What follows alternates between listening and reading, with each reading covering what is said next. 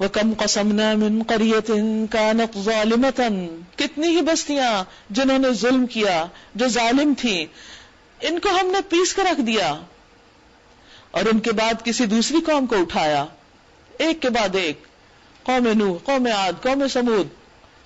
جب ان کو ہمارا عذاب محسوس ہوا تو لگے وہاں سے بھاگنے. کہا گیا بھاگو نہیں، جاؤ اپنے انہی گھروں اور عیش کے سامانوں میں جن کے اندر تم چین کر رہے تھے وہیں رہو، شاید کہ تم سے پوچھا جائے.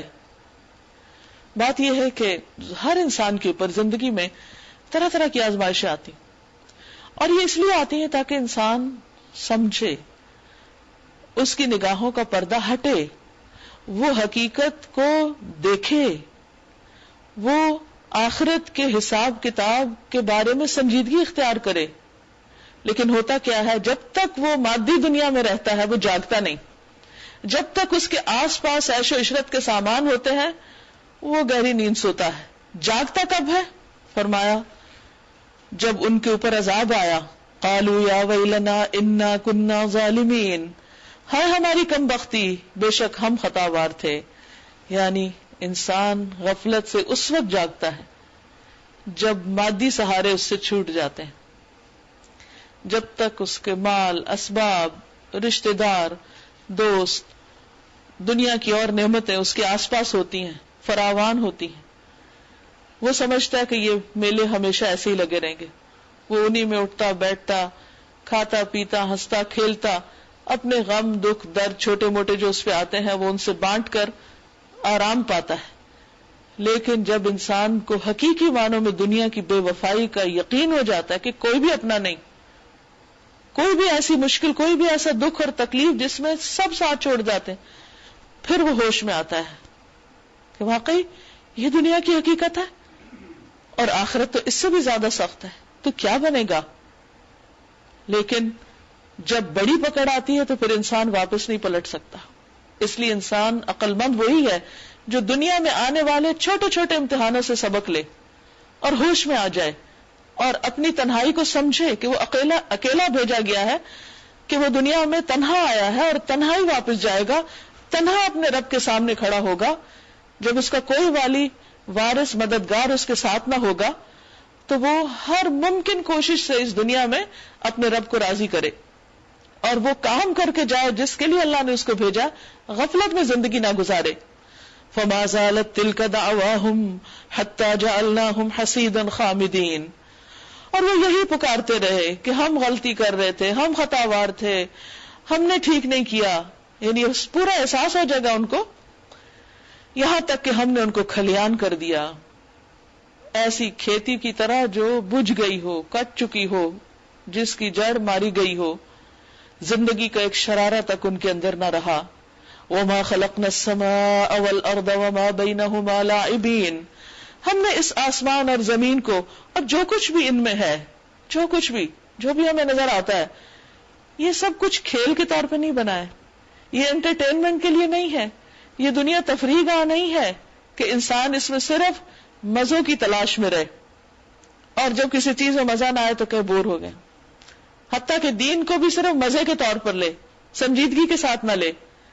فرمایا کہ یہ سب کچھ ہم نے اس لیے نہیں بنایا، یہاں تو آنے کا ایک مقصد ہے، ایک پرپز ہے. اگر ہم کوئی کھلونا بنانا چاہتے اور بس یہی کچھ ہمیں کرنا ہوتا تو اپنے پاس سے ہی کر لیتے، پھر تمہیں اس تکلیف میں ڈالنے کی کیا ضرورت تھی.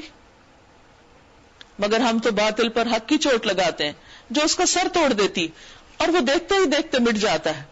اور تمہارے لیے تباہی ہے ان باتوں کی وجہ سے جو تم بناتے ہو، کیونکہ انسان کی غلطی ہمیشہ یہی ہے کہ وہ حق کے مقابلے میں ایسی تعویلیں کر لیتا ہے کہ جس کی وجہ سے وہ حق کو جھٹلا سکے یا اس کا انکار کر دے اور اپنے آپ کو مطمئن بھی کر لے، اور جو مزے وہ کر رہا ہے وہ کرتا چلا جائے اور اپنی مرضی کے مطابق زندگی بسر کرے، حالانکہ یہ اس کی سب سے بڑی بھول اور اس کا سب سے بڑا دھوکہ ہے. وَلَهُ مَن فِي السَّمَاوَاتِ وَالْأَرْضِ، اسی کے لیے ہے جو کچھ آسمانوں اور زمین میں ہے، سب کا مالک وہی ہے.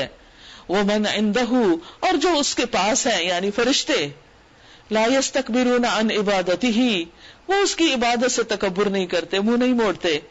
تو اے انسان تم کیا چیز ہو؟ تمہیں تو اللہ نے اپنی عبادت کے لیے پیدا کیا تھا اور تم منہ موڑتے ہو. تم اگر منہ موڑو بھی تو اللہ کو فرق نہیں پڑتا. اس کی عبادت کے لیے بہت مخلوق ہے، اور ایسی مخلوق وَلَا يَسْتَحْسِرُونَ جو اس کی عبادت سے تھکتے ہی نہیں، ملول ہی نہیں ہوتے، بور ہی نہیں ہوتے، کیے چلے جاتے ہیں.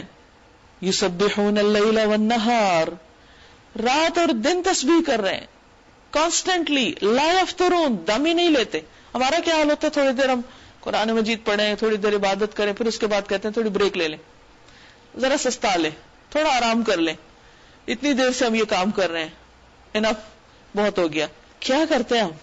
اگر 24 گھنٹوں کو دیکھیں اور کل عبادت کے اوقات کو کیلکولیٹ کریں، خود بیٹھ کے لکھیں ہم نے کتنی عبادت کی، تو ہمیں پتہ چل جائے گا بہت اچھی طرح جو ہم کر رہے ہیں. اس کے باوجود ہم احسان جتاتے ہیں کہ ہم نے بہت کچھ کیا. اگر ہم اپنی عبادت کو فرشتوں کی عبادت سے کمپیئر کریں تو وہ تو مسلسل ایک کام کر رہے ہیں، کوئی بریک نہیں لیتے، ذرا بھی تھکاوٹ کا اور بوریت کا اظہار نہیں کرتے. تو پھر ہماری کیا خوبی، پھر ہم نے کیا کمال کیا؟ ہم اپنی کس عبادت پر تکبر کر سکتے ہیں، کس کام کو بڑا سمجھ سکتے ہیں؟ کبھی بھی کسی نیکی پر انسان کو مان نہیں ہونا چاہیے کہ ہم نے بہت کچھ کر لیا. اگر وہ اپنا مقابلہ کرے ان سے جو کسی وقت بھی کام نہیں چھوڑ رہے، تو پھر تو ہمارا کام کچھ بھی نہیں. اس کے باوجود چونکہ ہم اپنی چوائس سے کرتے ہیں، فرشتوں کے پاس چوائس نہیں ہے، لیکن ایسا نہیں کہ چوائس نہیں تو وہ مجبوراً مصیبت کے مارے کر رہے ہیں، وہ بھی خوشی سے کر رہے ہیں. تو چونکہ ہمارے پاس چوائس ہے اور ہم خوشی سے جب اپنے ارادے سے اللہ کی عبادت کرتے ہیں تو وہ اللہ سبحانہ وتعالیٰ کو بہت راضی کر دیتا ہے، اللہ اس سے خوش ہوتا ہے. پھر فرمایا ام اتخذوا آلہۃ من الارض ھم ینشرون، کیا ان لوگوں کے بنائے ہوئے ارضی خدا ایسے ہیں کہ بے جان کو جان بخش کر اٹھا کھڑا کرتے ہو؟ یعنی اللہ کے سوا کوئی اور بھی انہوں نے ہستیاں ایسی تلاش کی ہوئی ہیں جو اللہ تعالیٰ کی طرح کام کرتے ہو. اصل بات یہ ہے کہ انسان کی سرکشی کی ایک بہت بڑی وجہ اس کا غیر اللہ پہ بھروسہ ہونا ہے. شرک سے کیوں منع کیا گیا؟ اسی وجہ سے کہ انسان کا پھر اصل کام سے فوکس ہٹ جاتا ہے، وہ اپنے مقصد سے ہٹ جاتا ہے، اپنے مقصد سے پھر جاتا ہے. تو جب انسان سمجھتا ہے کہ میرا کوئی اور ہے ہی نہیں، کوئی میری مدد کرنے پہ قادر ہی نہیں، کوئی میری فریاد سننے والا ہی نہیں، کوئی مجھے چھڑانے والا ہی نہیں سوائے ایک اللہ کے، جو کچھ ہے بس صرف وہی ہے، تو وہ پوری طرح کوشش میں لگ جاتا ہے کہ پھر اسی ایک اللہ کو ہی راضی کرے. ورنہ جب انسان یہ دیکھتا ہے کہ فلاں بھی فائدہ دے گا، فلاں کام آئے گا، فلاں مدد کرے گا، تو پھر اللہ کے لیے وقت کم ہی بچتا ہے اور سارا وقت ادھر ادھر کے لوگوں اور ادھر ادھر کی چیزوں کو راضی کرنے میں گزر جاتا ہے. انہی کا ڈر، انہی کی خوشی ہر وقت سامنے چھائی رہتی ہے اور اللہ سے انسان غافل ہو جاتا ہے. تو اس لیے انسان کو غیر اللہ کی طرف سے ہٹا کر ایک ہی نقطے پر فوکس کرایا گیا. فرمایا لو کان فیہما آلہۃ الا اللہ لفسدتا، اگر آسمان و زمین میں ایک اللہ کے سوا دوسرے خدا بھی ہوتے تو زمین و آسمان دونوں کا نظام بگڑ جاتا، کیونکہ ان کا آپس کا جھگڑا ہی نہیں ختم ہوتا. مثلا ایک گاڑی پہ 2 ڈرائیور بٹھا دیں تو آپ دیکھیے کیسے چلتی ہے پھر وہ. بس پاک ہے اللہ ان باتوں سے جو یہ لوگ بنا رہے ہیں. وہ اپنے کاموں میں کسی کے آگے جواب دے نہیں، کوئی اس سے نہیں پوچھ سکتا کہ اس نے کوئی کام کیوں کیا یا کیوں نہ کیا. وَهُمْ يُسْأَلُونَ، اور باقی سب وہ سب جواب دینے والے ہیں، ان سب کو جواب دینا ہوگا، ان سب سے پوچھا جائے گا. کیا اسے چھوڑ کر انہوں نے دوسرے خدا بنا لیے؟ آپ ان سے کہیے لاؤ اپنی دلیل.